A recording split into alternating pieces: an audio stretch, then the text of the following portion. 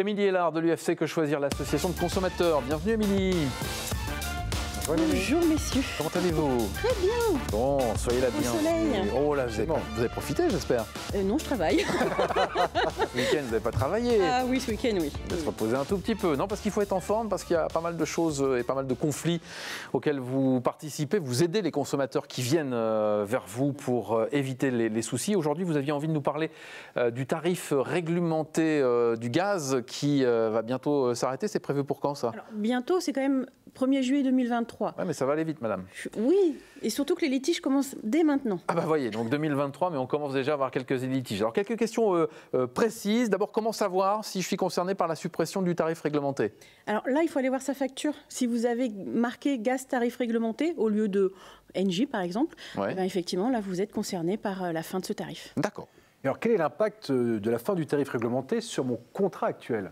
Alors actuellement, pour l'instant, rien du tout. La difficulté, c'est qu'on a des marcheurs qui, effectivement, proposent des contrats au tarif offre de marché, alors que ce n'est pas forcément concurrentiel. Alors, abonné au gaz, je suis concerné par la suppression du tarif réglementé. Si je veux changer d'offre, à quel fournisseur de gaz puis-je m'adresser? Alors c'est là justement la complexité parce qu'on en a vraiment beaucoup. Il y a des offres très différentes avec des abonnements, des tarifs aussi différents. Donc il existe des comparateurs. Il y a celui d'abord du médiateur de l'énergie, il faut le savoir. Et après il y a aussi celui de l'UFC Que Choisir où je travaille, où effectivement les tarifs apparaissent avec les prix de l'abonnement aussi, parce que ça c'est aussi important. Oui, et cette différence justement. Il faut regarder tous les taxes, les abonnements. Voilà, il n'y a pas que le prix au kilowattheure, c'est aussi l'abonnement, parce que des fois vous pouvez avoir sur l'année effectivement une consommation avec un kilowattheure assez bas. Mais il se rattrape sur les prix de l'abonnement ou des petits services supplémentaires. Bien sûr. Alors, que se passe-t-il si je ne fais rien d'ici la suppression de ce tarif réglementé, c'est ça, au 1er juillet 2023? Je ne fais rien, qu'est-ce qui se passe? Alors, il se passe, chocolat. J'allais pas dire rien, mais vous n'allez pas être coupé. C'est surtout ça, parce qu'en fait, dans les litiges qu'on a, les gens se disent, mon Dieu, je vais être coupé, je ne vais plus avoir de gaz, etc. Pas du tout. En fait, Engie va vous proposer une offre de marché.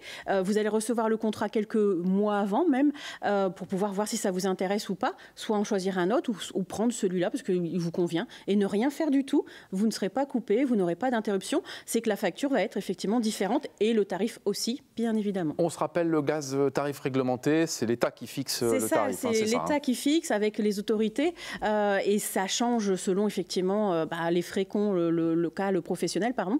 Et parfois les offres de marché sont parfois concurrentiel, il ne faut pas l'oublier non plus. En une minute, le démarchage téléphonique, Émilie, j'ai reçu un courrier m'annonçant que j'avais changé de fournisseur de gaz. Suis-je vraiment engagé? Alors, on n'est engagé que par sa signature, mais petit bémol, on peut être engagé par sa signature électronique. Oui. Donc, il faut faire attention. Et on a, vu que c'est de la vente à distance, un délai de rétractation de 14 jours à faire jouer si besoin. Oui, mais si c'est au téléphone, j'ai pas signé. Ah, mais si, parce que vous allez recevoir obligatoirement le contrat. Mais le contrat, vous pouvez l'avoir postal ou par mail. Et les gens cliquent et ne se rendent pas compte qu'ils ont signé électroniquement. Ah d'accord, bon donc à savoir. simplement un clic et boum, on l'a signé. Oui, simplement un clic, je résume, mais effectivement, on fait les clics et puis voilà, vous êtes engagé. Le clic équivaut, comme pour un achat en e-commerce, équivaut à une signature. Si vous avez des litiges, si vous avez besoin d'aide, vous n'hésitez pas, Émilie est là. Et tous les autres, parce qu'il y a plein d'associations. Il y a plein de bénévoles qui sont derrière moi. Effectivement, et des associations proches de chez vous aussi, UFC Que